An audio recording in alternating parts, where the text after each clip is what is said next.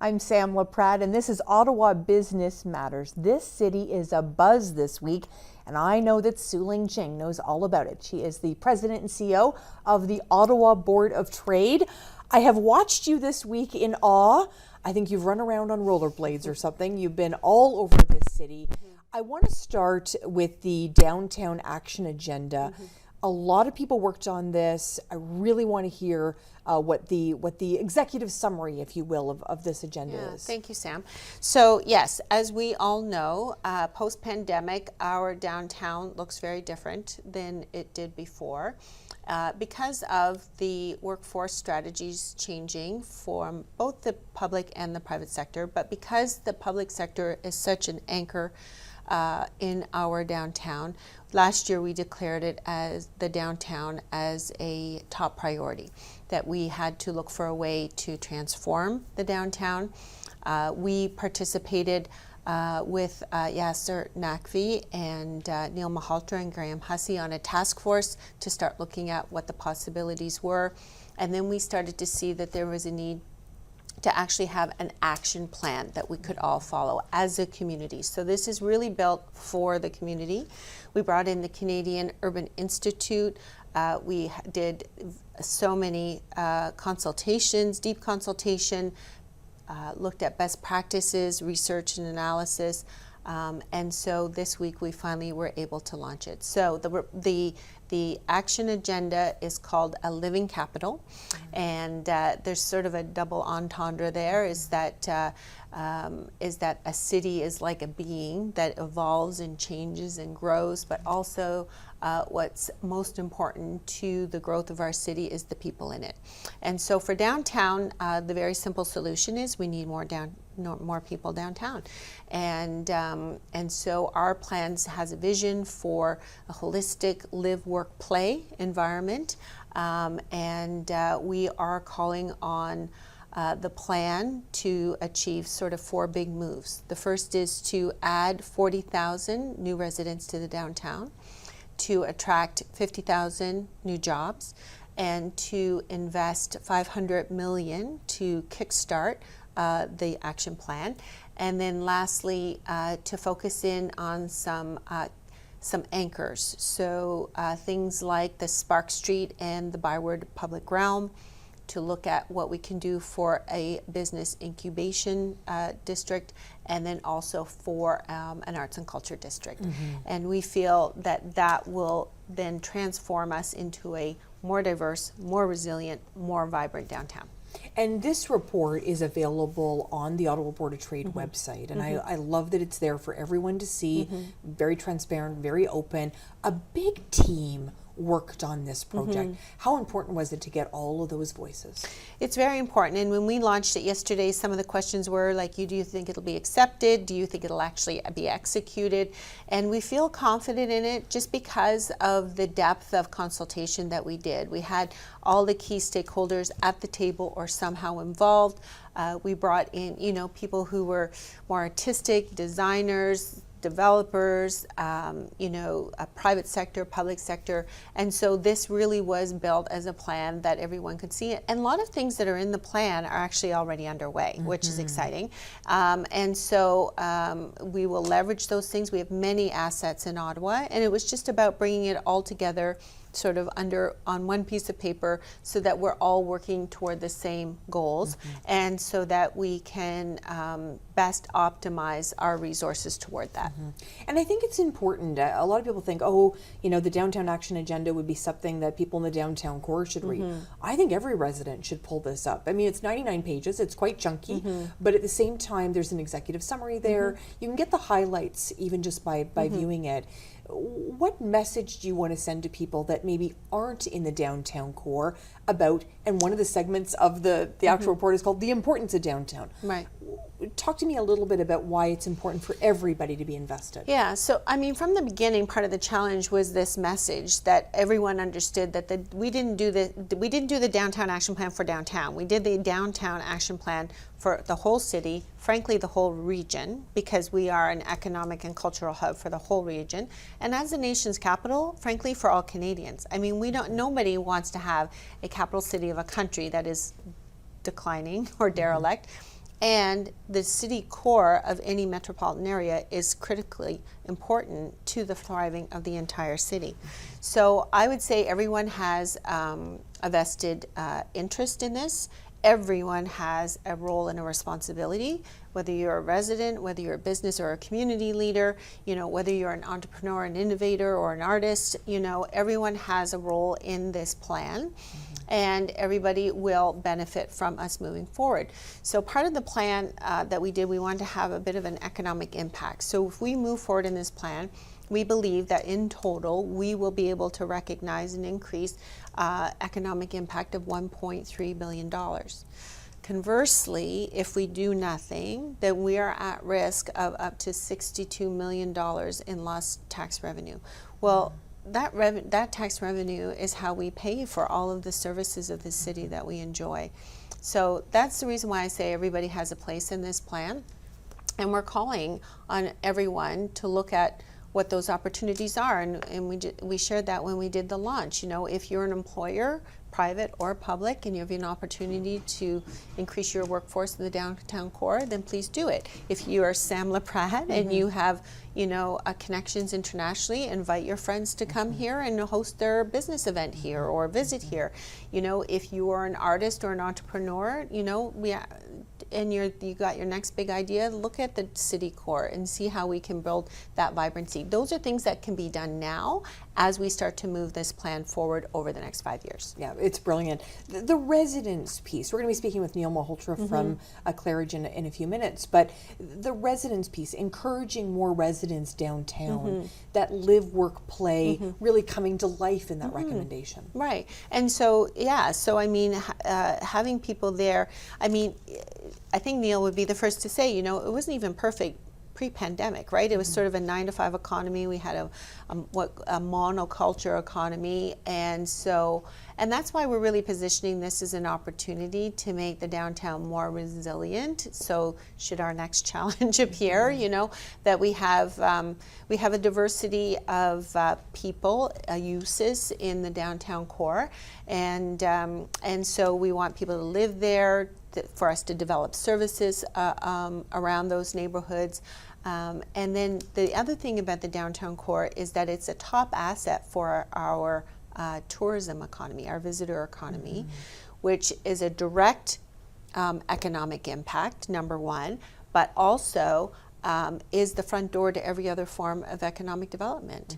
And so these are some of the reasons why it's critically important for everyone to understand what they can do to make sure that we have a vibrant city core.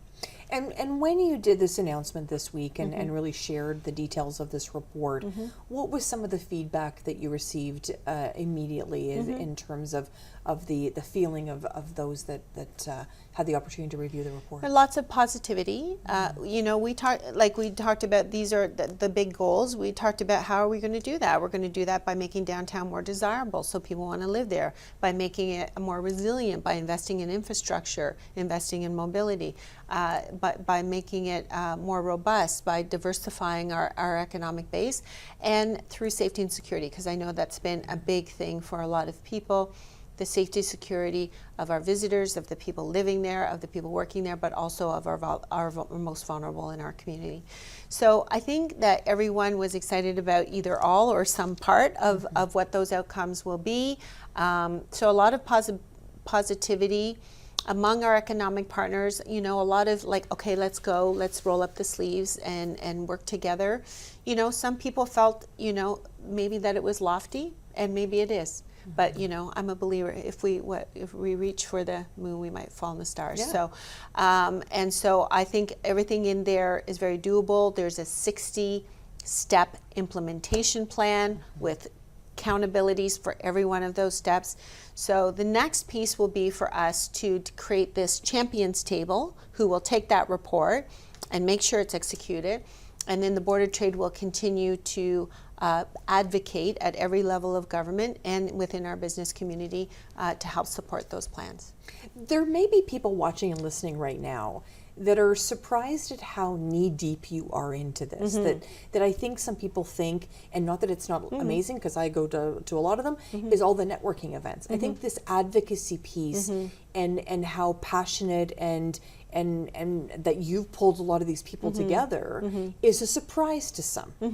Well, this is the thing. So the Board of Trade only exists to represent the interests of the business community, okay? So sometimes that means convening people at events and at meetings. Lots of times that means making sure that the policies and the priorities that are set at every level of government are conducive to a competitive business environment. But it also has a lot to do with shaping the city, right? And if you were at our AGM last year and Brendan talked about, 167 years ago, the leaders of the business community are the ones that decided how this city would go forward. And in today's environment, I feel as though business leaders are called upon again to say, what is the future of our environment for our young people? How do we want to build this city, rebuild this city? How do we best leverage the strengths and assets that we have?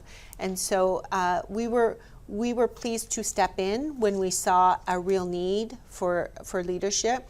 And because we have so many great relationships with the economic partners and business leaders, we felt confident to do that. I would be remiss if I didn't mention the amazing event, Women, Wit, and Wisdom, and the response from the community on that event. We only have about 30 seconds, but just tell us a little bit about how amazing that event was. Yeah, we hosted that last week as well at the Chateau Laurier downtown, and we had 170 women out just to talk about, how important a role women play in our city as leaders, in our community, and how we support each other. And that's another really important part. Diversification is a key piece to how we will grow as a city. Beautifully said. Thank you so much. Appreciate it, as always.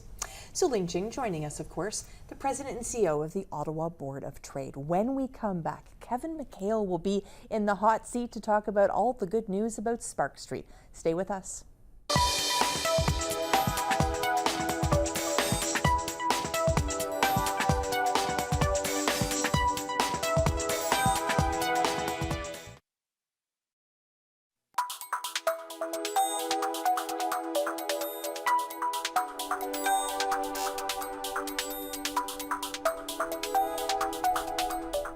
Well, I'm so excited to welcome our next guest, Kevin McHale.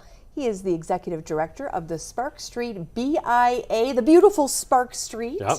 So give us a little bit of a history of Spark Street, because I think everybody thinks they know Spark Street, but it's a bit of a famous city. Yeah, it's Canada's first pedestrian street. So it was first tried in '61 as a temporary setup, and then in '67 it was made permanent. And then through that, it's gone through a couple iterations and designs and such, and I think some ebbs and some flows. And but we feel we're on a bit of an upswing despite everything that's going on. We've been fortunate that we've had some really resilient business owners and operators on the street, and they've survived the last few years. And the enthusiasm they have, I find it inspiring. Like the fact they've gone through all of this stuff and they're still opening the door and they're still welcoming customers in and servicing. It's pretty spectacular. It's such a unique street. I was on that street just a couple of weeks ago. A friend and I went and saw something at the NAC, and we headed over to Darcy McGee's, and it was just kind of cool. I felt like I was a tourist in my own town. I love that. Yeah, I think we're especially because we've had a gap of a number of years where people haven't been kind of coming downtown as much or often. So you kind of come in and you realize, oh yeah, you've got something like Darcy McGee's. It's been there. Feels like forever, and it's still a fantastic place to go. And then you've got newer places like Stolen Good and Rabbit Hole and little hidden secrets like The Office and a bunch of smattering of great little retailers. And it's a great place to come and explore. That's wonderful. How do you, as the executive director of the Spark Street BIA, ensure that we know everything that's happening there? I mean, you've been on with me on radio, and we've had great conversations. But I think as we're coming out of this pandemic, how do you share all of that with us? Maybe living in Orleans and Rockland and Stittsville and Barrhaven. I think you're always throwing stuff up on the wall and seeing what sticks. I mean, there's so many different ways to get your messaging out. You can be talking to specific communities about it. If you're a highly focused event, you're talking to one group. You can be talking broadly. I think one of the things that we've been trying to do in the last couple of years is really focus our attention on talking to downtown residents. Sometimes people think of Spark Street as just being a place where the public servants come or just it's a government town space. We really want to try to have people thinking that it's the front yard of downtown Ottawa. So it's a place where residents can come and take a walk, bring family down who are in town visiting, meet up with a friend they haven't seen for years for a coffee, and just really treat it as a space that's theirs. And that's, so we've done a few things, put bottle filling stations in and create new seating zones and just trying to create as many opportunities for just people to have I didn't know that was here. Just kind of still create little moments and opportunities to lock things in people's brains so they think of it as a great place to just come, whether we're having a major event or I just need to get out of my apartment. There was a day, and I'm glad we didn't bump into each other that day, because I had rib sauce all over my face because you had great rib fest down there at one point, and those events, and I know you work really, really hard to curate those events and bring them to the downtown area and Spark Street in particular. Yeah. How important is it that you drive those events as well? Those events, there's such a they're intertwined in Ottawa now. If I try to cancel Busker Fest tomorrow just because I didn't feel like doing it anymore, I was bored with it. There's 150,000 people that I'll hear from really quick. Yeah. Their heritage. I mean, those events are going on. That and Rib Fest are going on for 30 some years now. Wow. They're kind of really historic events. And to your point, don't be ashamed of the rib sauce. Everyone's covered in it when they show up, right? Yeah. We have wet naps usually kicking around. Yeah. Those are prime examples of events where you're sitting there going, okay, those opportunities to talk to the whole city and come back and say, hey, let's come back to this event that you've loved. Either you came here when you worked or when you were just a kid or whatever, and come back and try to keep those refreshed with different lineups of entertainment and different vendors and items like that. So we have RibFest starting next week. So May 30th to June 2nd. So we have all our teams coming back this year, and you're gonna have 3-4 blocks full of ribs and 10 patios for you to enjoy and entertainment all weekend long. So. Same with Busker Fest, Civic Long Weekend in August, and then another, smattering of programming that we've been doing, looking more at weekday stuff, like Songs from the Shed is a program we've been doing with the Auto Music Industry Coalition, Tuesdays and Thursday mornings at lunchtime. And we're expanding that into Songs from the Booth, which is going to be a DJ series Saturday evenings. And really what we're a pretty small team, a small mighty team of 4 in our office. Wow. So we're looking for partners to bring things to the street. So we've had success with other organizations. The Mexican Embassy's held an event with us last year, and they're doing another event this year. We've done things with the Asian Night Market and such. So we're always looking for partners to come in and do a bit of the heavy lifting, and we'll get the street ready for them, get it clean, make sure the power and the water's working, and let them put on the party, and we'll just host and hang out. How brilliant is that? It was a busy week this week for the Ottawa Board of Trade, as you know, you were intimately involved in terms of the downtown action agenda. Yeah. I love that they've referred to as something as action, the things are going to happen. This isn't just a document that's going to sit on someone's shelf. This is meant to have accountability behind it. It's meant to have tangible measurements. This is a really key document. How excited are you that it's out there and now we move forward? I'm really excited. I had the opportunity to sit on the advisory committee for the report as it was being developed, both in my role as chair of the Auto Coalition of BIs and executive director of Spark Street. I'm really pleased to see the report. I think it gives actions to all of us. I think there's an opportunity within this report of Ottawans and the business community and all levels of government and various organizations coming together. They can see themselves in this report, and they see that there's a role they have to play in supporting and making this happen, and to add to the vibrancy of downtown. I hate saying that there's, oftentimes, it's dead. It's not dead. There's lots going on. Look at any restaurant on a Saturday night downtown. They're full. There's lots of stuff going on. There's lots of these hidden spaces around, and we just have to bring people down. Take 10 minutes, have a walk, come through Spark Street, come through Centertown, go through Byward Market, all these great areas downtown, and check out what's going on. I really feel, and I talk about this a lot on Ottawa Business Matters, I live in Richmond. I come downtown a lot to work. I also feel, and I'm going to use the word responsibility, I feel it's my responsibility to also play downtown. to go downtown, to go to the NAC, to go to these restaurants, to be a part of it, because I really feel I want the city to be successful. Yeah. And when our core is successful, we're all successful. So do you engage with people that are thinking, I want to come downtown, but I don't know how to kind of come downtown and enjoy Spark Street? Talk to me right now. Bring me downtown and Yeah. let me celebrate everything that's there. Well, I want you to come down and take a chance on a place that's maybe not a corporate restaurant. Oh, I love that. I mean, there's all kinds of them, not just on Spark Street, but through Centertown and Byward and throughout all of the downtown area. Lots of independent businesses that are setting up shop for the first, that they set up first downtown, you know, and come in and take a chance on something just because you haven't seen them on an Instagram post. Walk through that door, have an opportunity to meet the owner of the business, not just some clerk. You'll meet a clerk that'll be an amazing trained person, someone who cares passionately about the product that they're providing, but the owner's probably in the store behind the counter or has opened the door for you. So come down and say hi to that person. And you know, we have in Ottawa a lot of great communities, you know, and it's on all of us to actually, you know, get on the bus, get on our bike, get in our car, and come visit these communities. Agreed. And when we have family come to town, bring them through and show them these spaces. I mean, I think we sometimes get a little jaded by, because they're surrounded by these great institutions around us. You know, it's like, you know, bring somebody downtown and just have them go to the base of the Peace Tower, or as close as you get to it right now, and look up. Yeah. You know, come right up to the Chateau Laurier and look up you know, we have great architecture to just come in and enjoy. We have all these institutions, these museums that you can come and be a part of. And I think sometimes we just, you know, the line about playing tourist in your own town, sometimes you have to like take your blinders off and go, yeah, this is a pretty good place. You know, come just take a walk down the Rideau Canal, visit the Ottawa shoreline. And it's just a great place to come.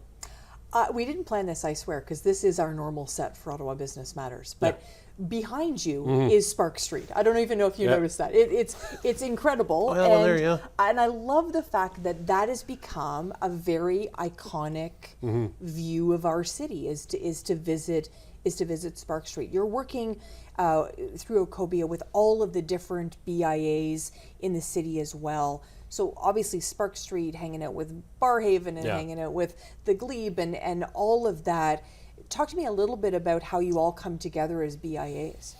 Well, I think we're you know, traditionally BIAs were set up on main streets, you know, and they were to support those independent businesses in those areas. And you know, they've now expanded a whole variety. You have Main Street style like Spark Street or Centertown. You've got other spaces like Barhaven or Heart of Orleans that are the kind of more representative of these areas. So they really end up becoming like the hearts of each one of those communities. You know, it's a place where residents and business come together, and if it's a great place for business, it's a great place to live, and vice versa. And the BIAs are there to enhance the space, make them more beautiful, put on the events and programming. So a lot of times, if you say hanging basket on a lamppost, odds are it's a BIA putting it there, not the municipality or another level of government. So we're there to enhance those spaces, to make them enjoyable. And you know, I think we're coming up on 5 years of Okobia being a formal organization, and you know, there's files that we all come together on, and there's some that are more affecting the downtown or the rural areas, and we put our focus on those when they need to be. But I think that's really for the first time that these 18 organizations, which traditionally have kind of worked in their little silos and done their own little thing, really coming together, sharing best practice, sharing ideas, supporting each other. I have a problem. Hey, I've got an idea. And really kind of coming together. And when we come together, you know, we're representing over 6,000 businesses, 18 organizations. Wow. Our levies are collected in the millions, and most of that money goes right back into the community.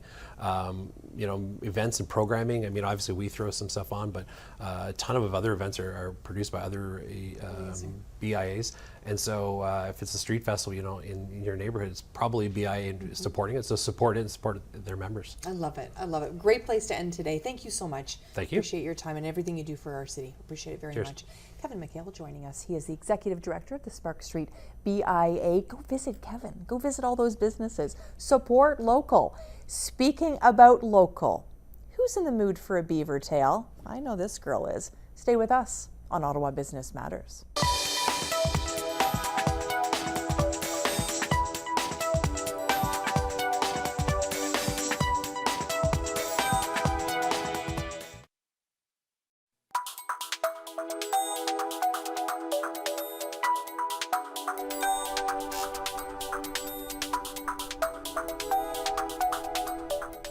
Well, I promised you something sweet and I'm about to deliver.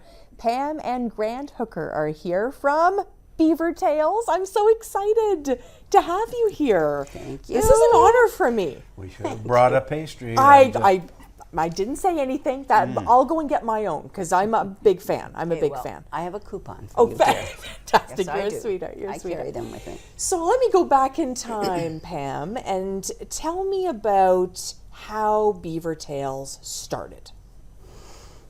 Well, the first time I had a beaver tail was when his sister made them. And it's his grandmother's recipe. And she was German. And so they weren't called Beavertails, they were called by a German name. And I took a bite and I said, well, this doesn't taste like really anything I've had before. I was a fan. Yeah. Big fan right from the beginning. And that was before we were ever considering doing anything Wow. to the public with them.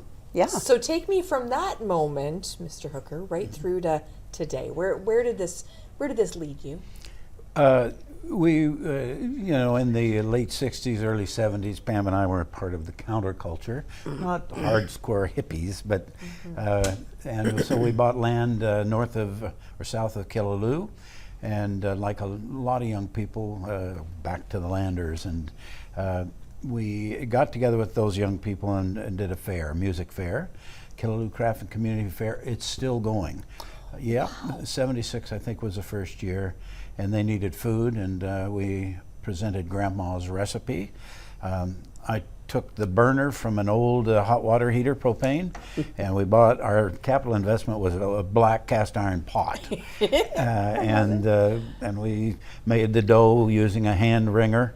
We sheeted it. We later learned that's the term for, and the people loved them. And we made a little money, and I said, this is fun. It was fun meeting everybody and surprising them with the taste of the product. That sooner or later led to, I built, because I was in the building business then, the first location, which is still in the market, that building. The real breakthrough was the opportunity to serve Beavertails on the canal.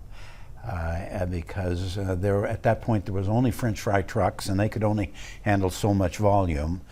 And as Pam said, Beavertails were a natural for skaters because you can eat them with your mittens on. And they're hot and fresh. So. Right. This gal has eaten a few Beavertails with my mittens on and with them off, I'll be honest. Because you're everywhere now. I mean, you're all across Canada, the international. I see you at Tanger Outlets, for instance. I'm getting my Beavertail there. Did you ever in a million years think when you tasted that first Beavertail, Pam, that you would be known as the Beavertail founders and that you would be such a success story? Of course not. Of course not. Right. Like, it's just one step and another step. And we were just trying to help our festival feed the people. That was basically our thing. We're going to feed the people. But a little business came out of it. We went around to 5 little fairs with the bottom of a hot water tank and the big thing and, and rolling. And I took our children, which now they're not in the business, by the way. Yeah. I took our children and we went to 5 different places and we said, I don't think we want this life. So we came to Ottawa. Right. So we said, maybe we could do it on the weekends. Well, it turned out to be, of course, a lifetime thing. 1980. We came, 1980 we came. Incredible. Yeah. And I love that it's for the people. This was for the people. But it's also been for President's Grant. Yes. The Canadian Embassy in Washington invited us to serve Beavertails at the President Obama's inauguration. They had a big party, traditional, and after that, when we knew he was coming to Ottawa, there was a lot of news about it, and he was challenged to have a beaver tail on the canal if he really was a winter guy, because he was complaining about the schools being closed in Washington and they wouldn't have been closed in Chicago. So we put together with a graphic artist friend of ours a lovely invitation to stop by and have a beaver tail, never dreaming that he would. But in an earlier presidential visit, when President Clinton came, they sent Hillary, suggested that she have a big beaver tail. So we were able to meet her, and that was a hoot. But indeed, he broke his itinerary and came down to the market, and went in the market building, and said, I'm looking for a beaver tail. A Secret Service man went down to the booth and said, pick one of your people, fix an Obama tail, because we'd created a special, and come serve it to the president.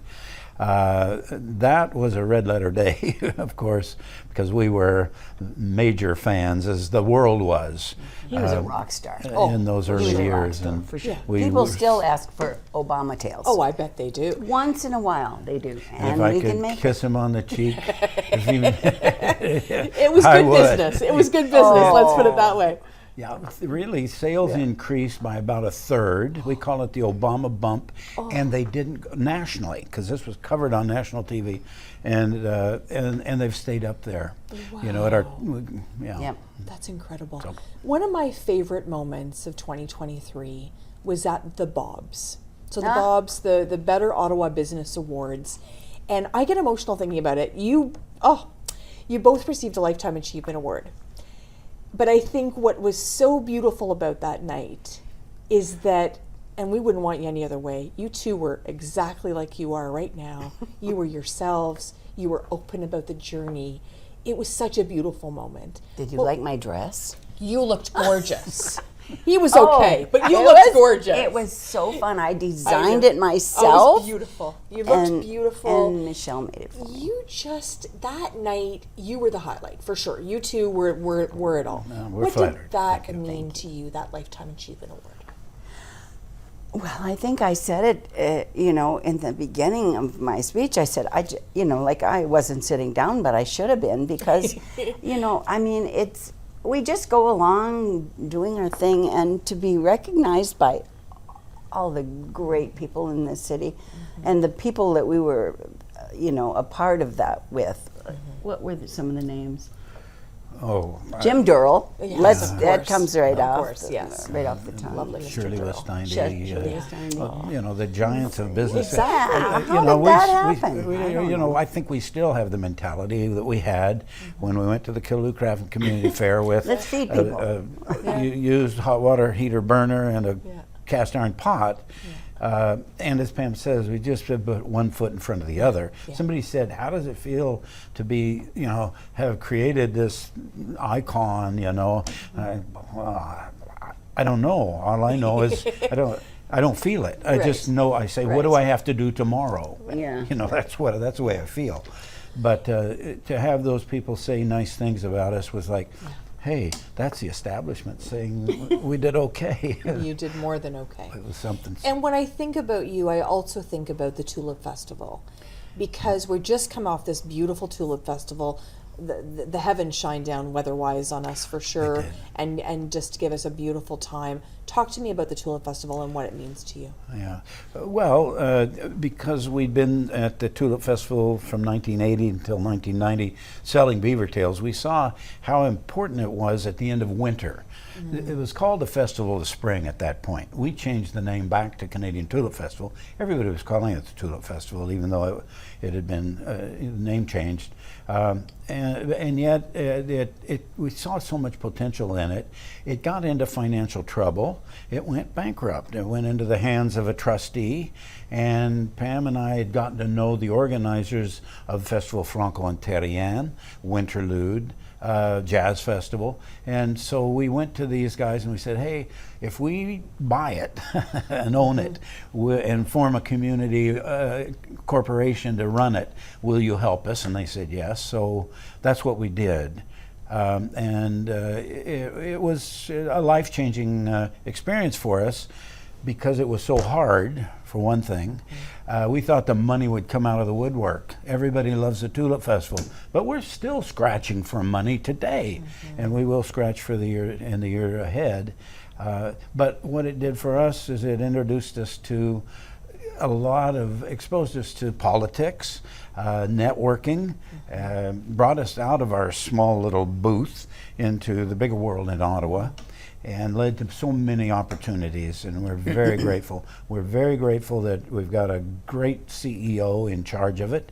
I'm not on the board, where they've named us directors emeritus, and we're a part of an advisory board, but Jo Riding, who I believe has been on your show. Yes, she has. She's a great organizer and a great event producer, and we're enjoying supporting her still. So we're still involved. Incredible. It's incredible.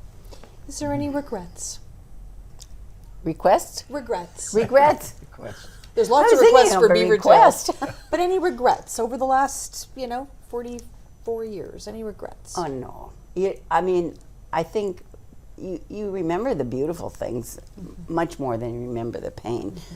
Pain is a great teacher, but it's just been pretty fun. And that's actually a corporate word, by the way. Okay, talk to me about that. Beavertails is fun. Beavertails is fun. So That's is right. a mandate. It's a mandate, and it's fun and it's warm, and part of our raison d'etre is that people don't just get the product, which we know is great, but they get an experience as well. So we pick young people that really are interested in other people, which is what makes the world go round anyway. So we're just part of that, and I think that's why it's been fun.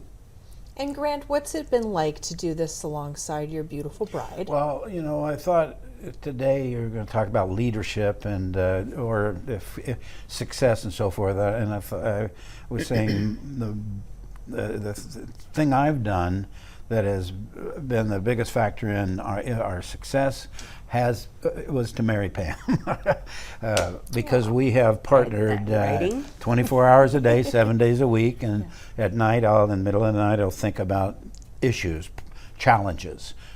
Talk about regrets. I can't think of anything either, but were there times when I regretted a decision? Oh, yes, but it turned out okay, so I've forgotten it. But I wake up thinking about it, and then I know I can go back to sleep because I know I can talk to Pam in the morning. She's going to have perspective, and together we're going to have a plan. And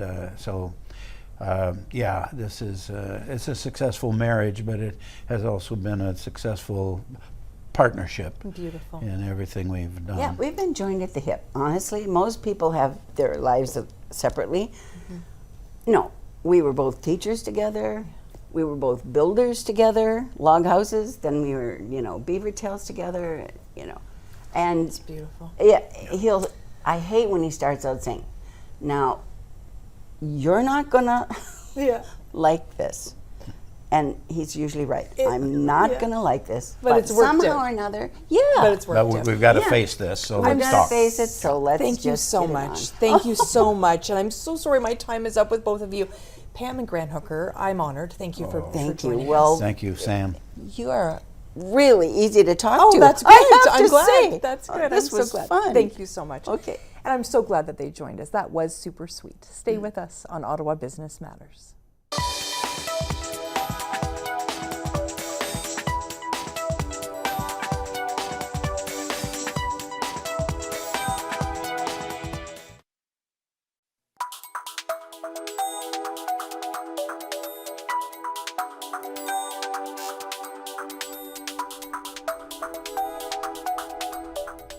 I'm Sam LaPrade, and this is Ottawa Business Matters, and I'm so excited to welcome our next guest.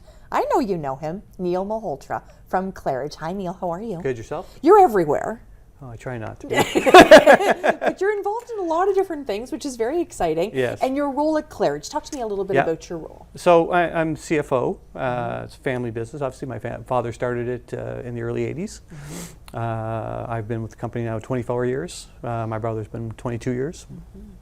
Two of us kind of lead it day to day. My father's still quite involved in the business, and think everybody gets to see him at lots of social events. For sure. I know I have, so that's great. He's definitely out there. So when you think about Claridge and you think about what you're wanting for this city and what Claridge can be, so many people live in a Claridge home, of course. What's the goal of Claridge? You know, ultimately, we want to provide affordable homes across the city, whether we're out in Canada or whether we're downtown. You know, our business has evolved quite a bit over the years. My father's initial start in the business was primarily actually focused on building nonprofit housing back when we had government programs for that. And that was really his start in the business. He became a new home suburban builder in I think 1992. And sort of was a transition out of that as politics changed in the province and we stopped funding that kind of housing. And he began to grow his business and became quite successful early as a home builder in a time that was pretty challenging for home building. And then as I joined the company, we kind of started to refocus on doing a little more downtown as well. He'd started doing a little bit downtown. He's really led sort of the renaissance in downtown the last 30 years. We've probably built half the new housing in the last 30 years downtown. Wow. Yeah, so we focused, we were focused on condos for a long time. We spent the last 7 years, we built about 2,500 new rental units through downtown and, continued to evolve the business in different ways, right? And we try to find, we try to be nimble and try to adapt to markets and fill the gaps in housing that are needed in Ottawa. And, we're well invested in the city, right? We spend 95% of our investments are in Ottawa. We don't really look outside of the city. We're doing a little bit in South Florida. We've developed other businesses here. As a lot of people don't necessarily know, Claridge has a seniors home arm called Riverstone. So we have about 10 retirement homes across the city. We built a hotel, the Andaz Hotel in the Byward Market. So we are very heavily invested, particularly downtown Ottawa. We're big believers. The city's given us a lot. We try to give back a lot to the city, and the best way we can is trying to build exciting housing projects that work, and we're really concentrated, take a lot of extra effort on trying to get people to live downtown. For sure. Beautiful segue, because I want to talk about downtown. Sure. Because of this downtown action agenda that's come out, I think this is I think this is the time we're going to say 2024 is when things really changed, because this action agenda has accountability behind it. It has targets. How excited are you from a home building perspective about what we've put out? Yeah, so it's a good start. It was it picked up perfectly from where the downtown task force had left their work. And it starts to create an implementation plan. The reality is that the streets of downtown Ottawa are not as busy as they were pre-COVID. We need to change that, and it's a national level issue. We're the capital, right? And we need to have a great functioning downtown. We need to have an exciting downtown, and we need a place that's exciting for people who live in Canada and Orleans and Riverside South to want to come downtown over and over, and not just for work. So it's an important step. There's a lot of work to be done. It's going to take a lot of buy-in from government partners. It's going to take recognition at the City of Ottawa. We need to make development costs cheaper downtown to encourage people to live downtown. Unfortunately right now downtown is probably the most expensive place to develop between land costs and challenges of constructability, keeping streets open. Everything's just a little more expensive. Some of the government fees are a little more expensive. They apply on some things downtown that don't apply in the suburbs. Things like community benefit charges or that target larger projects. So there's some challenges, and hopefully that's a good place to start to help bring 40,000 new people downtown. There has to be some real changes in the development formula for that to occur. Over the past 10, 15 years, a good year, there's maybe 2,000 new units being built downtown Ottawa. That's got to be a lot higher if we're going to get to 40,000 people moving downtown. Right now that's a 25, 30-year process. We need to make that a 5 or 10-year process. We're not going to let our downtown die, and we're not going to have the same workforce downtown. We need to take it head on, and the city plays a big role in that, and I think the feds in the province can help with that as well.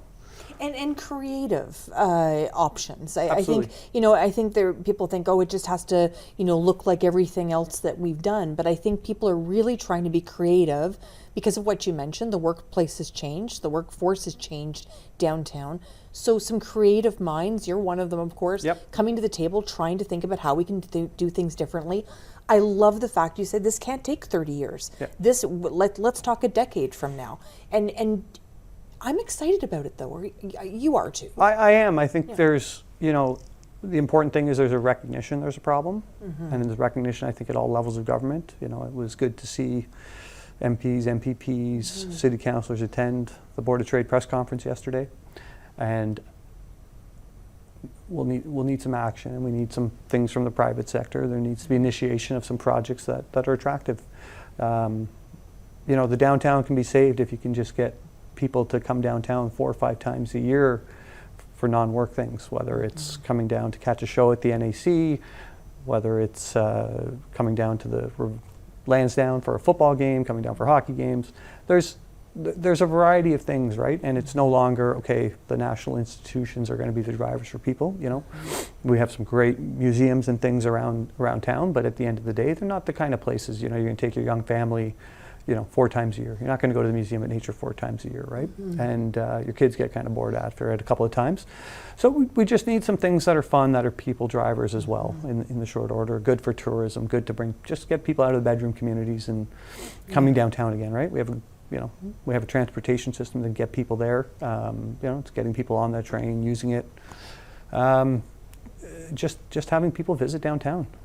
How has building homes changed? Because I find when I was looking for my new home is I wanted a workspace in my home. Now keep in mind, I bought in 2020, so many people were thinking about that. When you're looking at the design of homes now, do you have that in your mind that you have to have a space? A lot of people are looking for a space to work at home.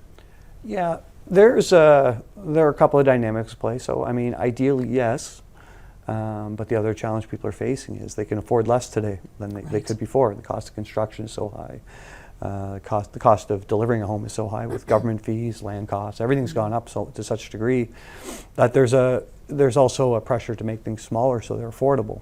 So it's an interesting little challenge that's happening, and definitely consideration of it. But it's also kind of why we've seen a flight of people out to the rural areas, right? If there's no places growing faster than places like Carleton Place, Kempville, Rockland, and that's how sort of people are kind of balancing those two challenges. Want more space, more outdoor space, more space in my house, and you know what?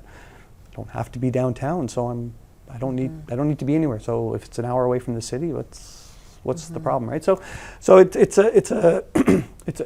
two challenges that are not adding up very easily together right now. Sure. And I think about some people that I know that have moved downtown, and I know a couple that lived in Barrhaven for many, many years. They bought a condo downtown. They are happy to be able to walk to the NEC, like you said, or head to the market, or head to a music venue and hang out, and then they walk back. They're not driving back to Barrhaven. So there is definitely a market, if you will, for people looking to live downtown. Oh, absolutely. I think lifestyle, people want that, and it's. I think the challenge right now is, that's more challenging for a young family. If your kids are going to play, you want your kids participating in competitive sports or whatever, it's unfortunately going to be a car lifestyle, or you need, sometimes you need the car just to do your groceries, the amount of groceries you need to bring home with 2-3 kids. So, yeah, that's traditionally that's who you see living downtown, retirees and young people, in their first jobs or in university. And that's going to change to become more family oriented, and but it's an expensive choice people have to make, and we need to make that choice less about the economics and make it a little bit about affordability as well. And what would you say to somebody that's maybe looking to work with Claridge on a home? Do you have properties available right now? What's that time Sure. frame? Yeah. No. Claridge. We're in every community in the city. So whether it's out in Orleans, whether it's in Riverside South, in Canada, Barrhaven, inside core part of the downtown core, on some of the peripheral older parts of Ottawa. I mean, we're pretty much everywhere. So I don't too many sites to plug. Yeah. No, it's good, but that's a good problem to have, right? Yeah. I don't have time to tell you all. Yeah. Which is fantastic. Listen, your family has been very philanthropic, and I don't know if you get the credit for what you've done for this city. So, Sure. on behalf of everybody, I have to say that thank you to Claridge for supporting so many incredible and really important institutions and organizations in this city. So, thank you for that. Yeah, thank you I very do much. appreciate it very much. And the philanthropy has been important to your family. Absolutely. We like to do it, I think, a little quieter than others. Like, we don't, we like to do it, but we're not doing it for attention. You know, we try to do it for the goodness of our heart, and we don't necessarily want to have a big press conference every time we do something. Yeah. And that's why I wanted to thank you Yeah. today, because I know you've done a lot of it quietly. Yeah. Thank you so much, Neil. I Thank you very appreciate much that. for having me. Yeah, appreciate it very much. Neil Malholtra joining us, VP with Claridge Homes. Wow, what a show today. Lots of great guests. I'm so glad that you joined us. Join us again for Ottawa Business Matters. I'm Sam LaPrade.